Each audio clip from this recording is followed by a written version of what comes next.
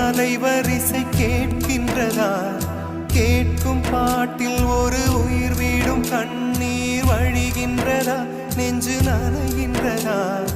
இதயம் கருகும் ஒரு வாசம் வருகிறதா? காற்றில் கண்ணீரை ஏற்றி கவிதை செந்தேனை ஊற்றி கண்ணே உன் வாசல் சேர்த்தேன். போயும் ஜீவன் ஓடும் முன்னே ஓடோடிவா.